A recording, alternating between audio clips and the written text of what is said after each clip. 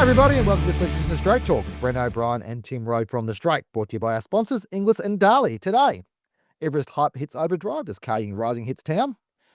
What does SEN's acquisition of TABtouch Radio tell us about the media landscape? More updates from the ATC. Ridgmont in a strategy change, frees up sales on the Gold Coast, and what does the Four Corners investigation tell us about the wagering industry? Tim, welcome aboard from the sunny Gold Coast. Obviously, plenty going on up there, and we'll have a chat about that in a minute. But first of all, let's talk about the hype and the drama around the Everest lead-up. It's been a very interesting, I guess, week of Everest news, highlighted by the much debated. I mean, let's face it, it's a 1,000-meter trial. There's probably been a really been such a high-profile trial and discussed trial.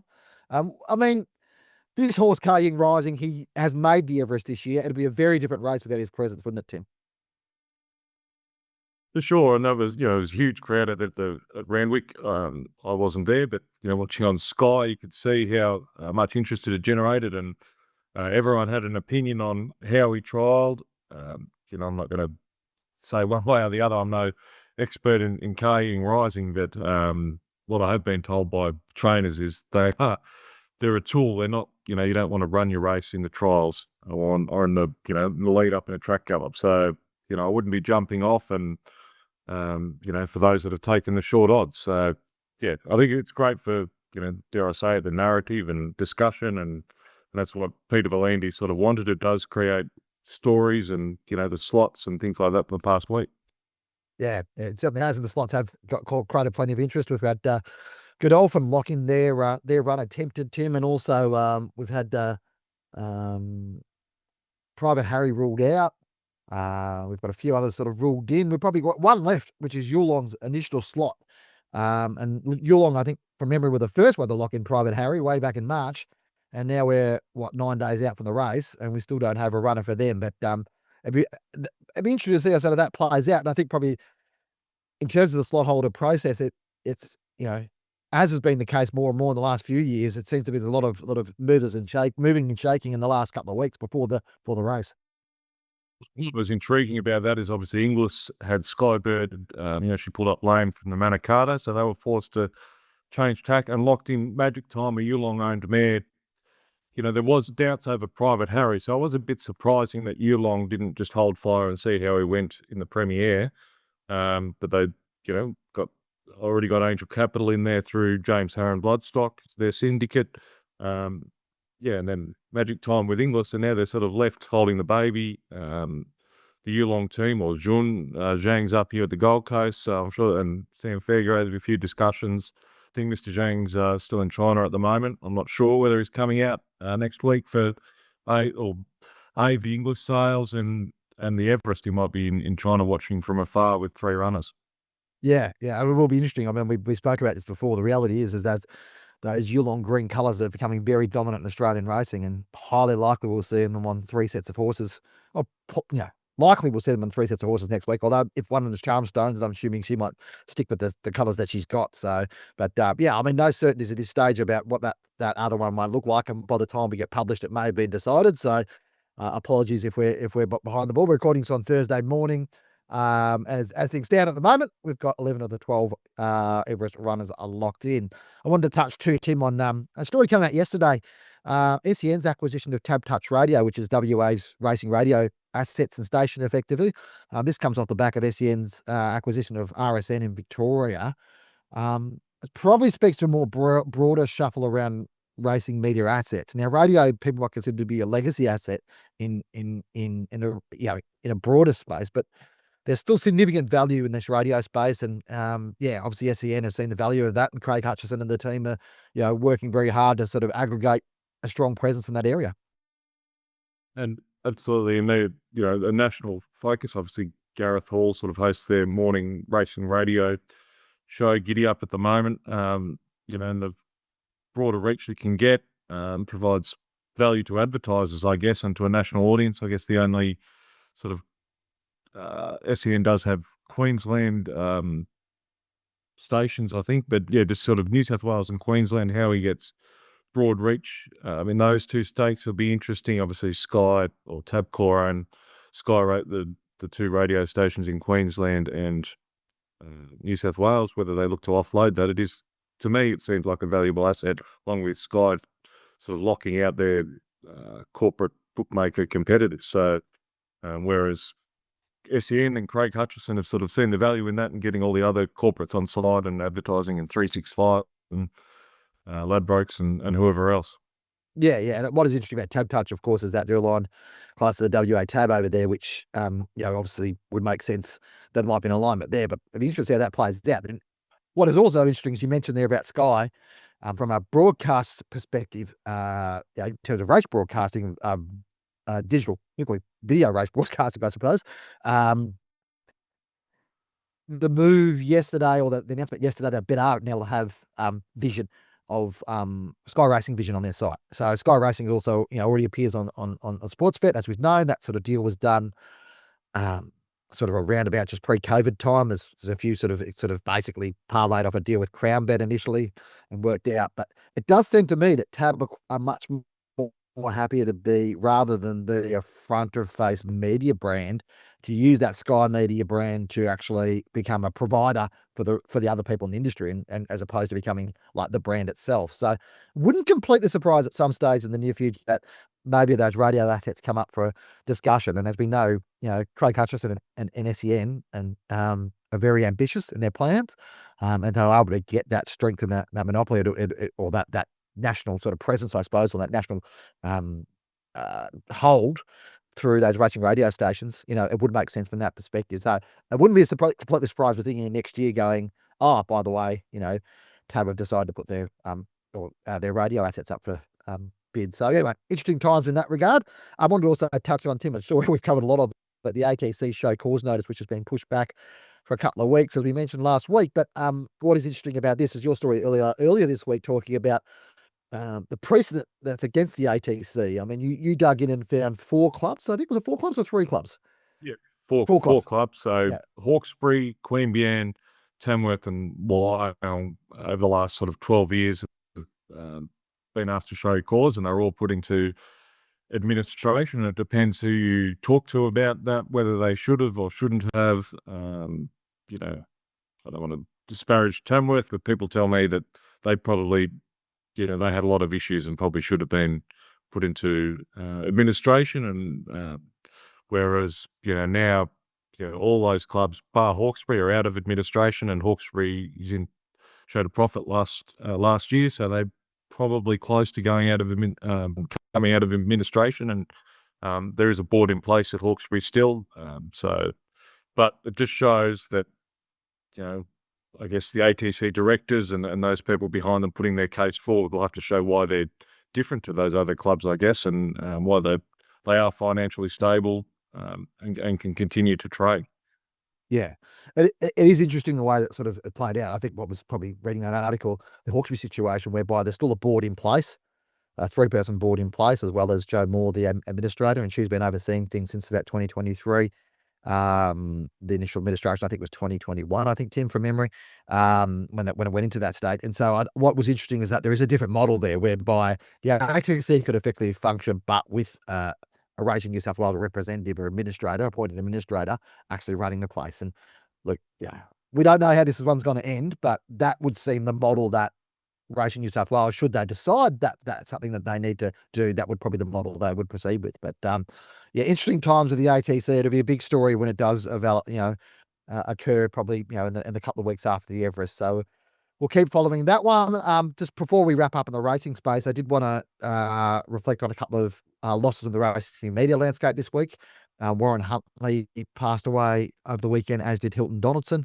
Warren was a form analyst and media personality, mainly in Victoria, was on racing.com, RSN, was on Sky Racing Radio as well. I knew Warren back when I was working the racing.com days, but got to know him quite well. He's a gentleman of terrific, passionate racing person, and a very sad loss, unfortunately. And Hilton Donaldson would be someone that people remembered as a racing commentator. Probably stopped commentating now about a decade ago, Tim, but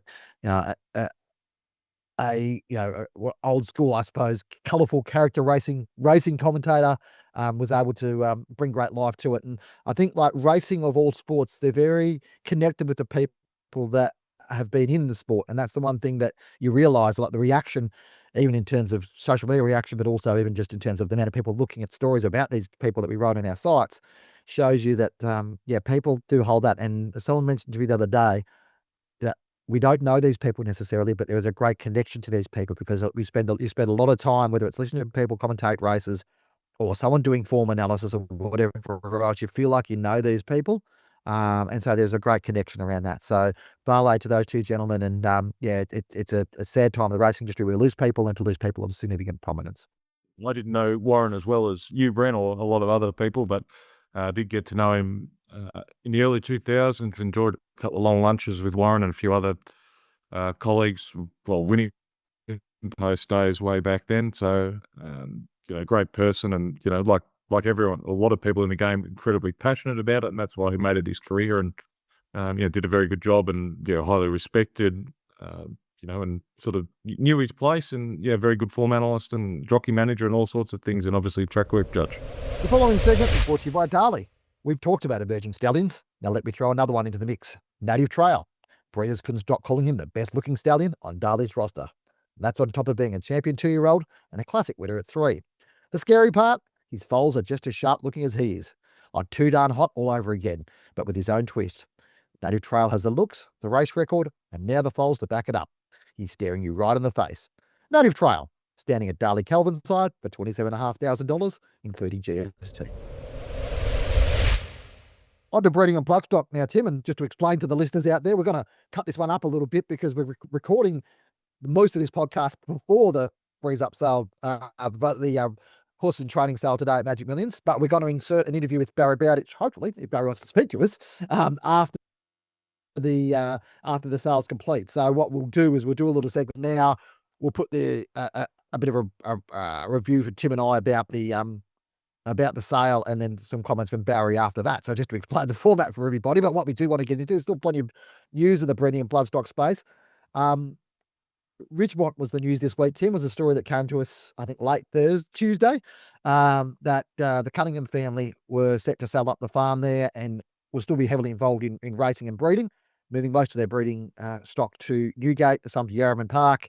But basically looking to offload the farm there in the Hunter Valley, which is a significant, change in strategy for them. You spoke to Mitch quite extensively on Tuesday. It's obviously an emotional time to have that strategy change, but I mean, I guess relatively new entrance into the market to 2020, 2021. They've sort of built up their presence quite a lot, but we do often see these changes in strategy. In Ridgemont's case, it's probably a significant one, Tim, because they had been a major new player, especially in that, breeding and consigning yearlings and things like that.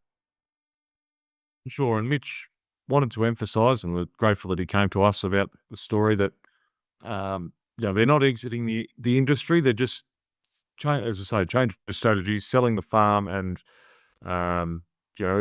as we all running a farm is hugely capital intensive, labour intensive, and getting staff. And they had a lot of good staff there. About 15 will unfortunately be looking for work elsewhere, and I'm sure they'll be snapped up. But they just changed the strategy and sort of just redirecting that capital that does involve running a farm. It is hugely expensive, and so they just decided this is the way to go. And they've had a lot of success with obviously Storm Boy, Steffi Magnetica, but they'll be chasing more success. They've got horses in Ireland in training with Joseph O'Brien, so they're not going anywhere. That's just important for the industry, but I guess going forward, more interesting is who is going to buy this Ridgmont farm. It does, you can speculate about how much a farm like that would be worth. I'm saying, you'd probably want at least 15 million, Brent, I reckon, if you wanted to buy it. But there's other farms for sale, privately if you wanted to. Sedgeno, as we know, has been on the market. So who is going to buy a farm like that? Yulong is the obvious one. Whether eventually they will have a presence in the Hunter, no doubt. It's just when and what farm and for how much and things like that. So there's already been speculation about other people showing interest, but again, it's a huge investment and commitment, many years in the making. So watch this space, I'd suggest. Yeah, and just a more general comment, and this doesn't necessarily, is not necessarily a reflection of the Ridgmont situation or the Cunningham family situation. But the challenge of running mare-only farms from a cost perspective, Tim, and so it's a different sort of model. If you're running a stallion farm, then you're sort of getting the upside, and obviously if you've got your stallions and you've got your own mares, and that sort of makes sense. It is hard to, from a resource factor, and probably just in terms of just the way, developing out and scaling a farm, running a mares only farm, particularly if you only have a lot of your own mares, isn't it? It's an expensive exercise. For sure, and there's a lot of staff involved in running a farm like that, and then yearling preparation. Staff coming in for those preps, and then going trying to find them, and then it's expensive to get to the Gold Coasts and Melbournes and wherever else you're selling stock. So a lot of staff away from the farm a lot of the time. Just again, it takes up a lot of capital, a lot of time, and but at the same time, Ridgmont's case, it is a turnkey investment. If for someone who wanted to walk in, there is outside support there. It's not only Ridgmont owned mares on the property. So there is a going concern there if someone wanted to step in and buy it for however much. As I said, I'd speculate 15 million plus, but I could be out significantly in that price. So don't hold me to it. And Tim, we're at the end of a long day there up on the Gold Coast. The Gold Coast horses and training sale now completed. Interesting day of trade, just some top line stats here. 92 lots sold of the 187 catalogued, average of 71,000 or 71,900. Top price of $550,000 from an I'm Invincible colt. Gross was 6.6 million, probably a clearance rate a bit lower than they would have expected at 66%. But it seemed like they got through the sale. It wasn't a booming sale per se, Tim, but it was probably enough positive in it for Magic Millions and for the buyers. It was a tough start, and that's, a lot of sales start slowly, particularly 2-year-old sales. And it's the first one for the season or the year. But it did build up throughout the day, which is just how the catalogue fell a little bit too with some of the better horses later in the day. I think it provides them a little bit of momentum. It's probably coming off a low base. They have their 2-year-old sales, by their own admission, probably haven't been up to as good as they would have liked over the last few years, and there's reasons for that. But I think there was enough momentum there today. If they can get more Hong Kong buyers, they bought at least 10 horses were bought by Hong Kong, and Michael Chang paid $320,000 for a Pirata, and so there was some nice horses here. The horses that, like we say at every sale, every horse that vetted well, breezed well, nice type or good conformation, sold very well. But there's just no room for error or compromise. If it didn't vet well, scopes even, grade 3 and then above was sort of probably out of the window and probably already scratched in a lot of ways. But there's something to work with for Magic Millions, and as Barry says, they're committed to the format. So they've got some work to do, and they can build on it hopefully, and good competition having 3 players in the market. Yeah, and the gross was about $1 million less than last year, but that's at this point. They'll probably get some business done over the next couple of years. Average was down about 4,000 on last year. Medium price was also down slightly as well. So, it probably, as you said, there's probably some question marks about where exactly the market is. It's probably sluggish to start with, getting all those, particularly Asian buyers, the guys from Hong Kong down. A little bit difficult with the timing, but that was probably certainly happy enough at the top end, and the sort of way things played out, Tim. The bottom end of, obviously there's no Singapore or Macau now, but Malaysia was reasonably strong. NZB have got a big race in Malaysia this weekend, which made it difficult for some trainers to get down, or they chose not to. Some still participated. Thailand bought a couple, the Philippines, sort of the David Chester area, and China was very strong with 13 horses bought by Amy Feng. So there is green shoots, I'd say, without overstating it. But let's listen to Barry, and he has his view. Barry, it's 2-year-old sales are hard to judge at the best of times, especially just the range of horses and prices and buyers and things like that. How would you assess today's sale for Magic Millions? Yeah, I was satisfied with today. I think, I think for the right horse that walked in the ring, that was, that breezed well, that looked the part, that vetted the part, there was good interest. Obviously, I think we sold more horses for 6 figures than we did last year. The average is comparable to last year. The clearance rate's comparable. And the gross is slightly down. So all in all, I'm satisfied with today, and feel that on a whole there was a good cross section of buyers. I think obviously the locals and the interstaters played their part. Queensland was very good as it should be, and I thought whether it be we had an increased spend, an increased number of horses sold to Hong Kong. We had a good number sold to China, Malaysia, Philippines, and other jurisdictions of Asia. So all in all, I'm pleased with the result, and I think it gives us impetus to go out there and find better product for next year.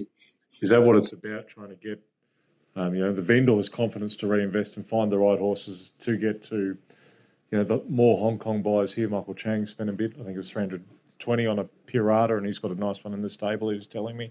So, if that momentum continues, they'll keep coming back. Exactly. I think it's about having the right horses and having the trust and giving them a good experience while they're here. So, I think for the buyers that were here, and you always want to get more from all these jurisdictions and what than what you're having in the ground. That's the mandate we have, and I feel as if with better product, you can continue to grow this market. Obviously, the 2-year-old market is viable in this part of the world. It's strengthening year on year, and we're hungry to ensure we've got a good footprint on it.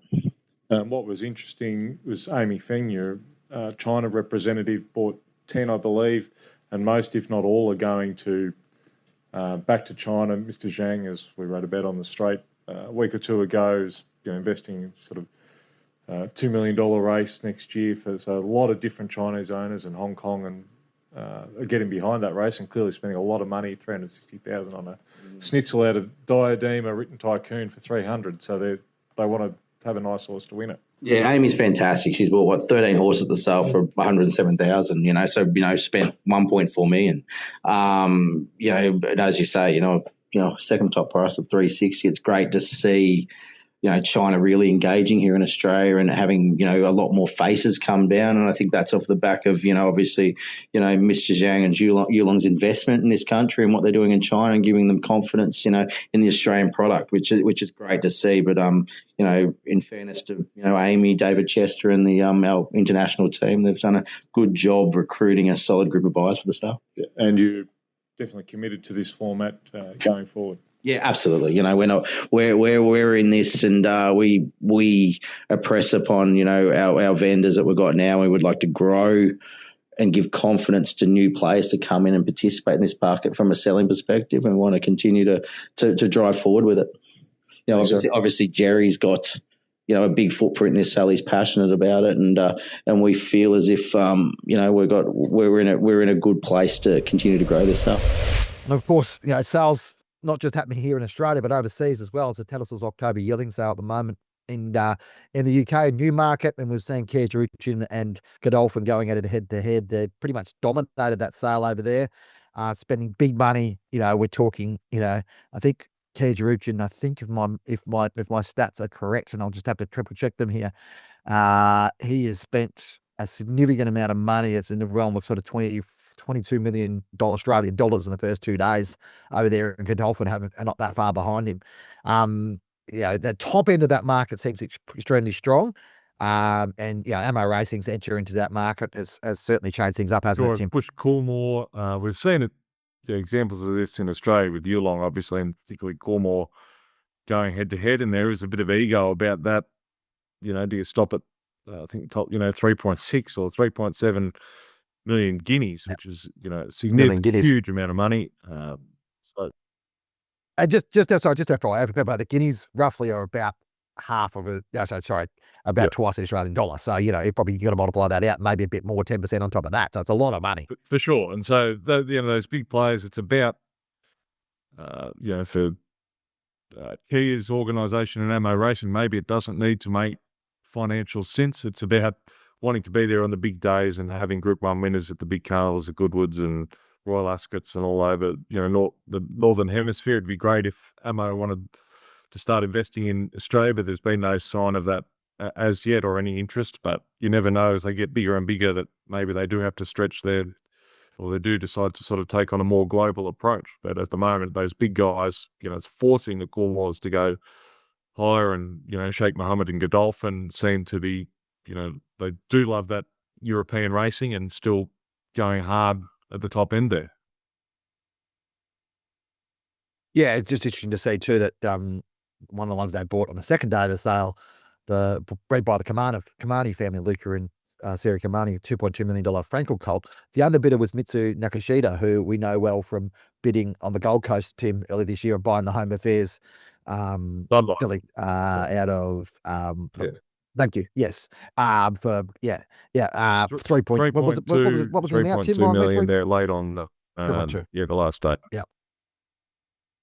Yeah, so I mean, it's interesting that there's some of these global names go around the world and are trying to pick out horses, around the world. So, it's the nature of global bloodstock these days. These names, and it said, it wouldn't completely surprise me at some stage if ammo racing turns up, because if you're getting John Stewart's and you're getting Coolmores, and what will be interesting too is Godolphin spending a lot of money at the moment over there.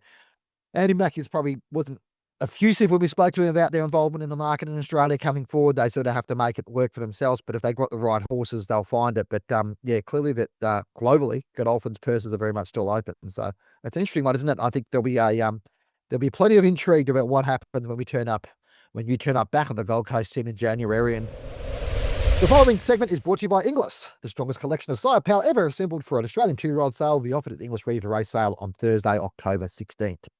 Catalogue of 222 lots has been finalised for the auction, is now available on the Inglis website. The Inglis Ready to Race sale is easily the best and most progressive 2-year-old sale in the country. It has provided almost 800 individual graduates since 2016 at an average earning per runner of over $111,000, some 35% higher than its nearest rival. It also has the highest winners to runners ratio of any Southern Hemisphere breeze-up sale.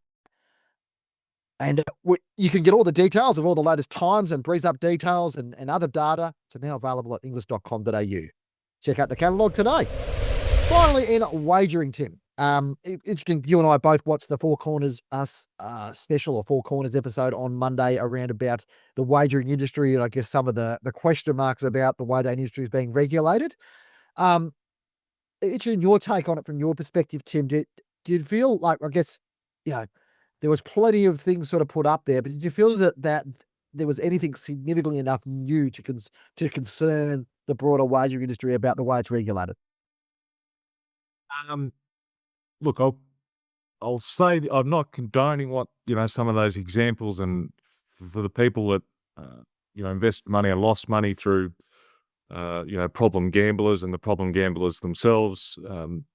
There is avenues, and there should be avenues for them to try and crack down on that and minimize the problem gamblers, I guess, or help them as much as possible. So I'm not condoning that, but I didn't think the program was as damning as it could have been, or possibly were expecting in the lead-in. What it does show, I guess, is the regulation in the NT. They probably just need more resources and people to be able to oversee, given the rise of the industry there, the number of bookmakers. Previously there was probably a handful, 5 or 6, and now there's every second corporate bookmakers signs up there, and there is talk that they do want to up the tax regime up there, and perhaps that extra revenue will go towards trying to regulate the industry. But as I said, on face value, I didn't think it was as damning as it could have been, and perhaps it is such a broad issue and industry that trying to get all that into a 35-minute episode is quite difficult. Yeah, and I think like the fundamental two things are a regulation and whether there's a need for a national regulator, which was called upon by the UN Summulismal report a couple of years ago. What does a national regulator look like? Do we have state-based regulators? And the other thing was around consumer protection and the broader protection, and whether bookmakers should be, liable for losses that are basically people that may take money from elsewhere and illegally take money from elsewhere, and then utilize that in order to bet in a problematic way. Whether bookmakers should be responsible for the G parts. There was a lot of sort of familiar faces there. Andrew Wilkie's description, the independent MP's description of it as a wild west of Australian business. Look, I think to a certain extent, there'll be a little bit that rings true about that regulatory wise, that there does need to be a bit more. I think your mention of the explosion of the number of bookmakers, I think that there's a lot of frustration about that within the broader wagering industry. That the number of bookmakers has meant that there was a case we wrote up yesterday with BetRight being fined for something happened in 2021. That's 4 years ago. That's about 4 publications ago from me, Tim. If you could go back through how long it's taken them to get things. I mean, and to be fair to the Northern Territory, now called the Racing and Wagering Commission, I think, they have had a change in their structure since then, and the amount they can fine has gone up. They can only do what they can do. I do think, and I've mentioned this before, and I think I put it in my newsletter last week, that if you're a big enough industry, and the wagering industry is a big industry, we're talking billions of dollars being turned over and generated with this industry, you have to expect media scrutiny. It's part of what you do.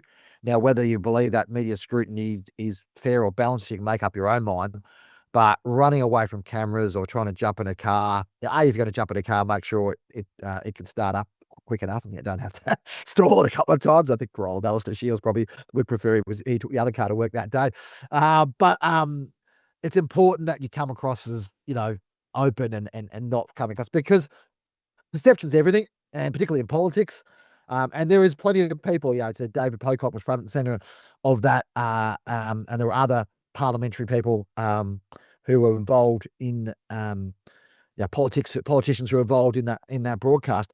And I think there's obviously a political value to them, and they've got a political opportunity, and that's fine. They can pursue that as much as they want.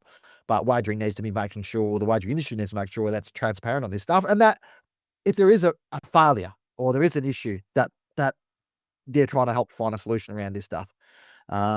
It's an interesting challenge for the wagering industry moving forward. There's obviously a strong political movement.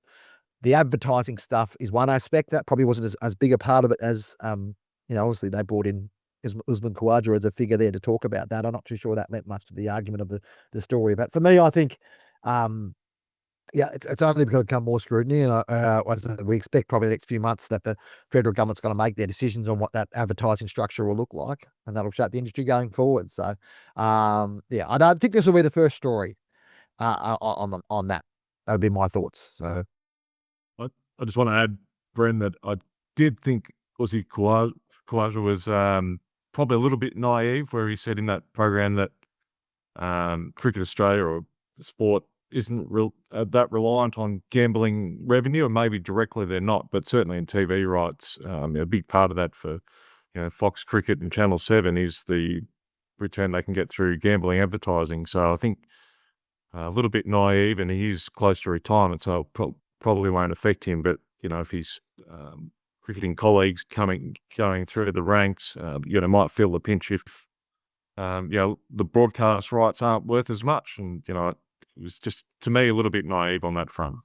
Yeah, and not getting too pointed on this, but cricket is the sport which has had the most significant global scandal around gambling, around illegal gambling, which for me was an interesting one. The concept that that what was raised was this concept that if you crack down in one area, people will go to unregulated operators, and the response was, "Oh no, that doesn't happen." And they went to the guy in, I think it was Denmark, and he said, "Oh, it's not an issue here." ACMA, who's a government-based regulator, has said illegal gambling in Australia or unregulated gambling in Australia is a $2 billion plus issue. So it's not a small issue. And so to pretend to say, "Oh, people don't go to," they do.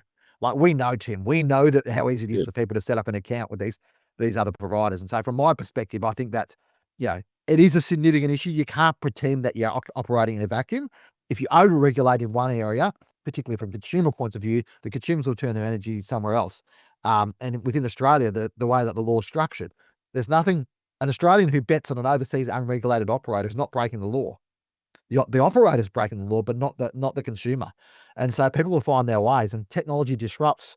We've seen this through this surge in crypto casinos. We don't know what that market looks like.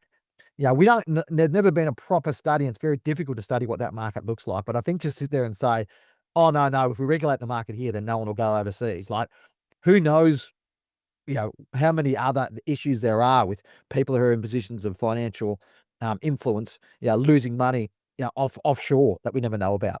As said, the public cases are obviously around about the local bookies, and their behaviour needs to be closely scrutinised. I don't have a problem with that, but to pretend that overseas stuff is not an issue is, for me, a little bit disingenuous. But anyway, it's an interesting issue and a complex issue as well. A couple of other small points on the wagering space. I mentioned the better